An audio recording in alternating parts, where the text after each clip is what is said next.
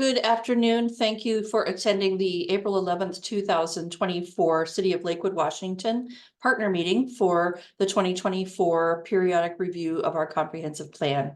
My name is Tiffany Spear. I am the Long Range and Strategic Planning Manager and in charge of this on behalf of the city.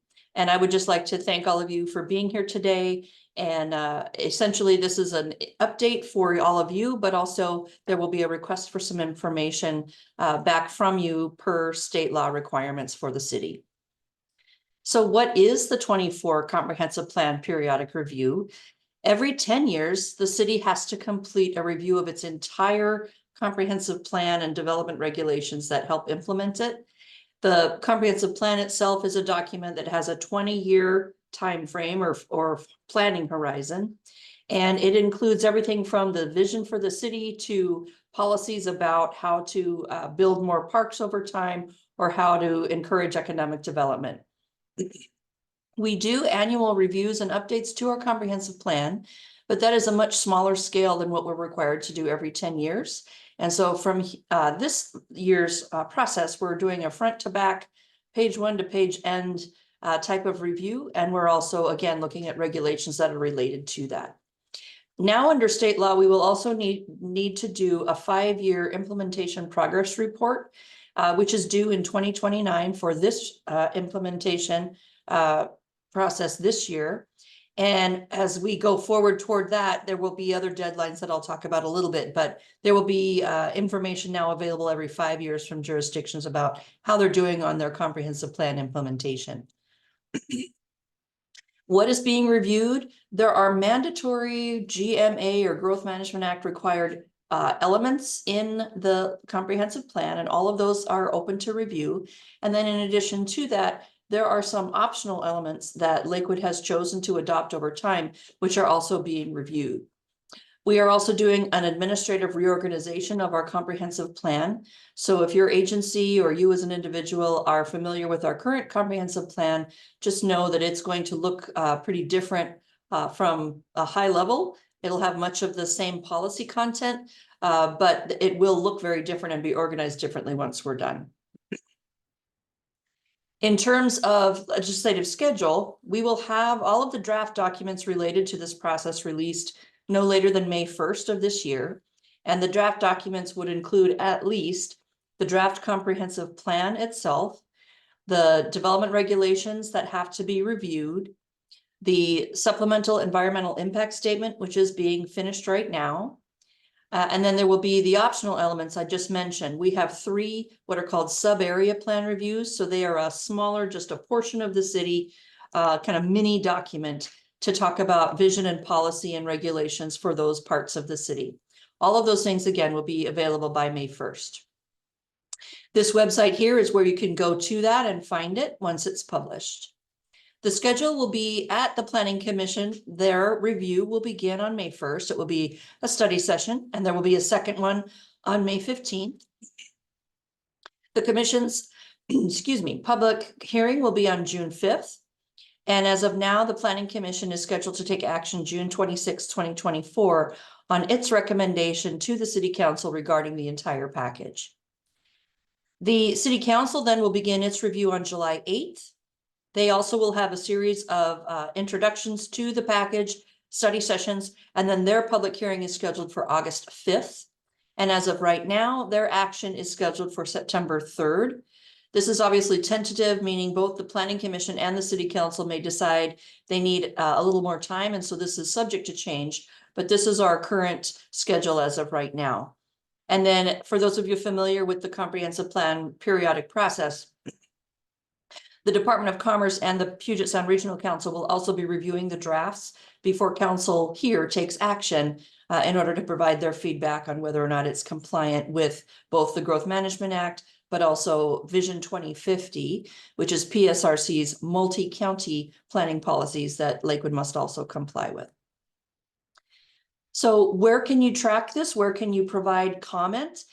First of all, again, that periodic review site on the city's full website is there for you. And then lakewoodwaspeaks.org is a website that we also have going where you can actually submit your public comments to be incorporated into the public record at any time up until July 31st at noon. And so if you are unable for whatever reason to submit comments at the commission or city council level during the normal frame of time, either live at a public hearing or in the time frame before that, you're welcome to go to that at any time before July 31st. So far, these are the identified partners. And so all of these organizations were invited to today's meeting. We had a similar meeting back in August. And I know that since August, there has been staff turnover. So if you are new to this meeting today, thank you for coming. Please let me know if you need any additional follow-up after we go over this high-level review. But we partner with the tribes, both the Nisqually and the Puyallup. The utilities, I think as everybody knows, Lakewood does not own its sewer, water, or power. And so utilities are responsible for servicing the city in all of those respects. Special districts, including the library and West Pierce Fire and Rescue. The school districts, and then Bates and Clover Park and Pierce colleges. Agencies, including transit agencies, the health department, the State Department of Transportation, DSHS, and Puget Sound Regional Council. Other local government partners and the military, as you can see there. And then we have also tried to reach out to community partners over the last 18 months as we prepare this. So residents, community-based organizations, business organizations, and environmental organizations as well. What we are needing to do, and part of the reason we're talking today, is that there is a requirement in the Growth Management Act that our plan at the city of Lakewood needs to be coordinated with those of adjacent jurisdictions. So in our case, that would be Pierce County, University Place, and Tacoma, and Steilacoom. And then with the military, that's immediately adjacent to Lakewood. So you've got Joint Base Lewis McChord and also Camp Murray right up against the city's borders. Military coordination is required for those bases that employ 100 or more personnel. So that would include JBLM. And then the service provider coordination. And again, this is utilities, the special districts, and community partners. So talking about what we need to cover in our comprehensive plan, it includes capital facilities. And here's the definition of what capital facility means: water systems, sewer systems, stormwater and reclaimed water, schools, parks and recreation facilities, police and fire, transportation, and any other utilities. We are, as a city, supposed to provide an inventory owned by all public entities. So that would include all of you as partners, and also a forecast of needed capital facilities based on the projected population for Lakewood and adopted levels of service. We're also supposed to be identifying locations and capacities of new or expanding facilities. And a 6-year plan is needed for financing those required improvements. And then if we happen to have failing septic systems that are polluting waters of the state, provisions for corrective action. On the transportation front, there needs to be in our element, once it's completed, how we did intergovernmental coordination efforts, again with adjacent jurisdictions. And in our case, I-5 does go through our city, so interacting as well with WashDOT. We need a projection of state and local system needs on the transportation front. We need our levels of service, not only for our city arterials, but also transit routes and highways. And so the request here in blue, you'll see level of service standards for routes and highways, and then the projection of state and local system needs. This would be the first request we would have for all relevant partners. And I will follow up with outreach to you electronically as well. But that is one reason we're meeting today, is to say we're doing what we can with the information we have, but this is our request to you. In addition, for utilities, looking at the general location, proposed location, and capacity, including telecommunications. It needs to, our city capital facilities element needs to have a good faith effort to inventory all outside utility providers' capital facilities. So again, a request, the list of capital facilities, and if it's possible to get that in GIS or AutoCAD file format, that would be fantastic for existing and proposed utilities. I will pause here because I know for some utilities, there is some sensitivity, public safety wise, regarding location of facilities. So if that is the case, we would just ask that you would include that in writing for the city to have in its record. So I'm going to jump into a little bit about Lakewood itself and get to those projected population numbers and where we think there's going to be some change in growth patterns over time. Because the other thing we want to do is provide you information today about how your capacity planning for your respective utility, school district, special district might need to be aware of changes in where we think growth is going to happen. So in 2020, the US Census showed that we had about 64,000 people.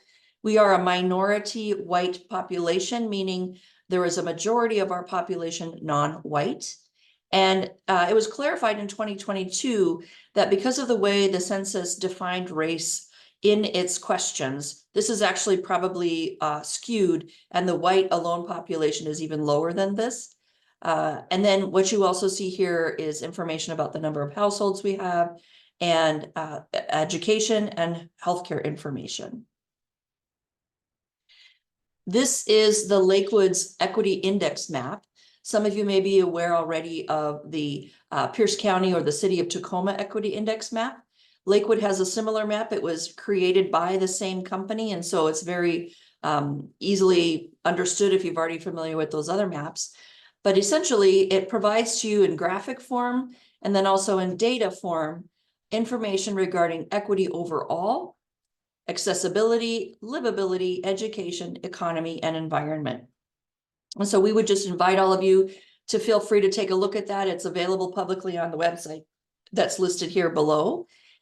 If you do want to look at more than just this cover kind of compiled data, and you want to go, for instance, straight to economy, just to note, if you click over here to economy, this data here will change to that specific information, but you would also need to come over to the map and click on that and find economy as well, because unfortunately this information and this map are not directly connected on the site. So it's a two-step process. Lakewood, as I mentioned, has optional elements that it's adopted in its comprehensive plan. And there are 3 at this point, what are called sub-area plans, and accompanying regulation for 2 of the 3. We have our downtown sub-area. We have our station district sub-area, named that way because of the sounder station here. And right now we have the Tillicum neighborhood plan, which is going to be expanded in 2024 to include Woodbrook as well. So we will end up with a Tillicum Woodbrook sub-area plan.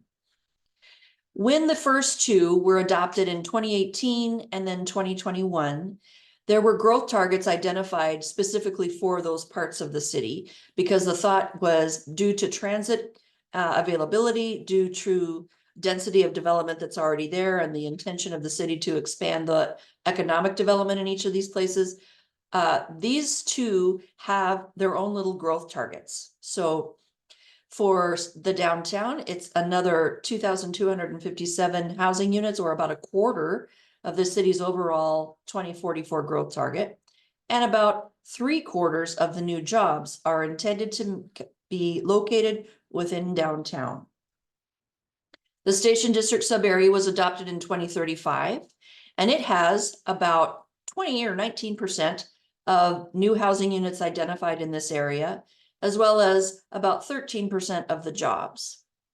Tillicum and Woodbrook do not have either one of those targets. Their plan was adopted back in 2011 and is being significantly rewritten this year, but it will not have these types of growth targets for those 2 areas.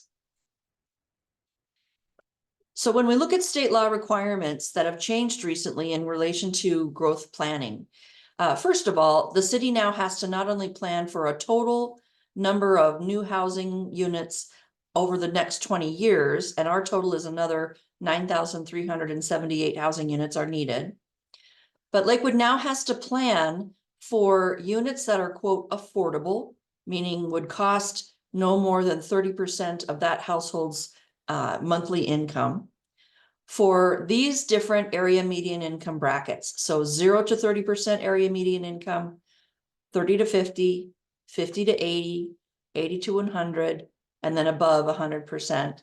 And we also have to plan for emergency housing units. So this table is breaking out for your benefit for each of those economic segments, how many units the city is being required to plan for.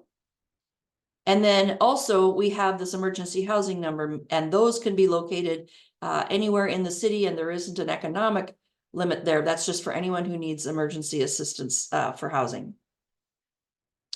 When we go back to our two sub areas, and I mentioned the percentage of the growth for both of these already just on the last slide, what that translates into is for the rest of the city, about 60% of our housing units are going to be outside of those two sub areas, and about 13% of the jobs are currently targeted for outside the Station District and the downtown. So what does that look like when you start talking about location and mapping and perhaps capacity planning for you and your agency or organization? What you see here is our current zoning map. Things are all done by our land use designation map, excuse me. And this is all color coded. So hopefully you can see, for instance, the difference in the yellow might be difficult on your screen, but when you get this in print, hopefully it'll make sense. We have several different residential designations. There's a residential estate around the lakes center of the city. And then we have residential single family in this darker yellow. And then we have high density multifamily, regular multifamily, mixed residential, and some other zones that allow for residential development. The acreage share is also laid out here for you to see. Come 2024, because of some of these changes in housing laws that the state legislature has recently passed, our zoning and land designation maps are changing.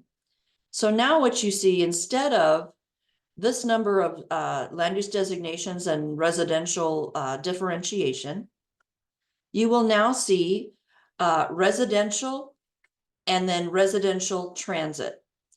And so this yellow now throughout much of the cities, including around the lakes, is called residential. And again, I don't know if you'll be able to distinguish the darker to the lighter yellow, but basically in here it's a darker yellow, and that is the residential transit zone or designation, which is reflecting a different allowance of the number of middle housing and accessory dwelling units that can be built on those lots. The dotted lines here, I just want to spend a little bit of time explaining on this map. State law now says that within a certain distance from transit, major transit, the density of housing goes up.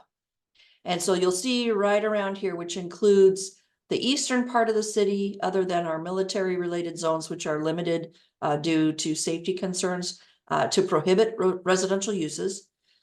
Coming around and through our downtown and then back up north toward University Place is where those higher densities would be. The city has to allow it. It's up to the property owner to do it, but the city must allow higher units per lot in this area. But also it's down here in Tillicum as well, because as of right now, we have Sound Transit talking about another station, another transit station in the Tillicum area at some point in the future. So coming back to that idea of the accessory dwelling units and the middle housing, this breaks out for you either 2 units per lot in addition to the primary residence, or 4 units per lot, depending on their location in relation to transit. And then accessory dwelling units at 2 at least on all lots that meet the minimum lot size for every zone. So again, looking at these same areas, those mostly to the west side of the city, this yellow, this residential, is going to allow 2 middle housing units or 2 ADUs in addition to the primary residences. But in this area here, this kind of U shape at this point, this is where there would be 4 units per lot potentially of middle housing. And then again, that same concept applies down in Tillicum, where you've got the yellow, that's the residential, and then inside this smaller circle is the residential transit designation because of that planned major transit stop. So where zoning is changing a little bit, this is reflective of what we just went through with the larger land use designations. You'll also see residential 1, 2, 3, 4. And then there's some changes to what's allowed in each one of those to allow for those higher number of units per lot. The city now has to plan for multiple units per lot in what was used to be single family areas. And it's also allowing for, in some cases, those homes to be built without on-site parking to be required if, again, they're close to transit. So this is the 24 proposed land use designations. This is the proposed zoning that fits within those designations as well. I'm not going to go through this table in gory detail, but essentially this summarizes for you the changes in the capacity and how many more housing units the city is now anticipating because of all of the things I've just gone through. Those additional units required for 2044 overall, coupled with the additional units that we have to allow on what were single family lots in the city. So this is taken from our supplemental environmental impact statement just to use for reference. But if we were to do nothing, if we were to not do a 10-year review, we currently have a housing capacity over the next 20 years of about 10,000 units. Because of the changes, because of the additional units per lot that we now have to allow, and because of where we need to plan around transit at even higher densities, I've circled the areas and the zones where most changes are happening. We jump up about 7,200 more units, and that brings our total housing capacity up to 17,488. So these circled zones are residential 3, residential 4, central business district, MR1, mixed residential 1, and 2. If we go back to the zone, I've starred those areas in colors, so you would be able to take a look at this map and see where the higher density, the highest density increases are anticipated.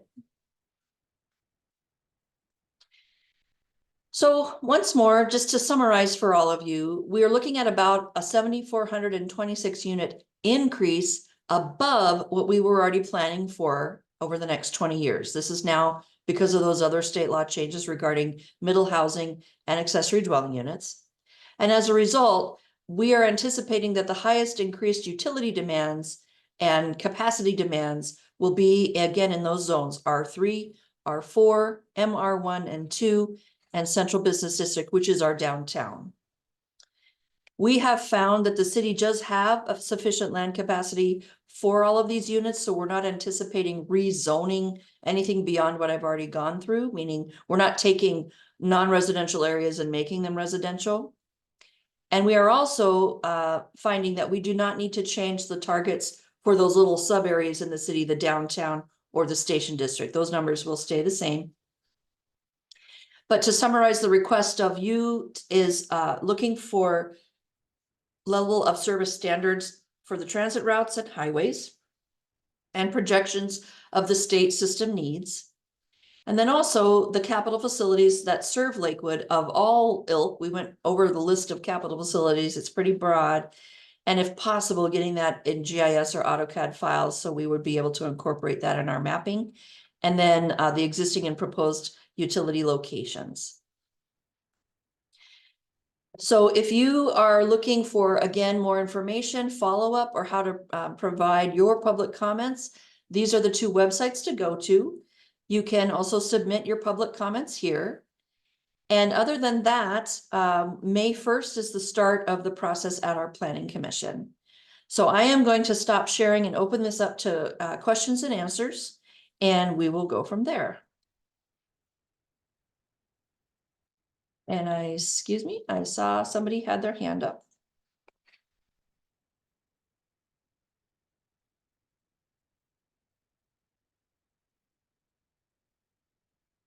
Does anybody have a question? You're welcome to raise your hand and I'll unmute you.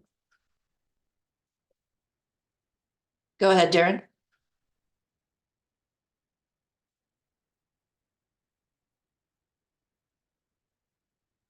Darren, if you're talking, we can't hear you. You need to unmute. Sorry, I did it through the headphone and not through the on the screen as well.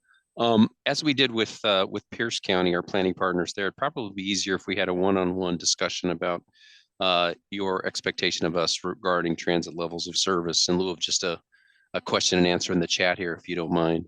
Sure, Let's set something up at your earliest convenience. absolutely. All right. Thanks. Yeah, you're That's all I welcome. Okay. Anyone else have any questions? And I should also offer, if you would like me to come to your organization's staff meeting, board meeting, whatever, to help explain some of this stuff, I'm happy to do that. And I will also just make sure that everyone who has attended today will continue to get updates regarding our process at the city, should you want to follow that, participate in that, etc.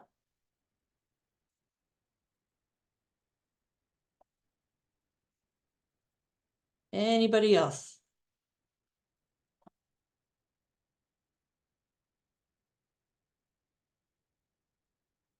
All right, if not, we've actually finished in about half an hour, which is great. You can go have the rest of your lunch hour free. I really appreciate you being here. Please feel free to contact me if you have any questions.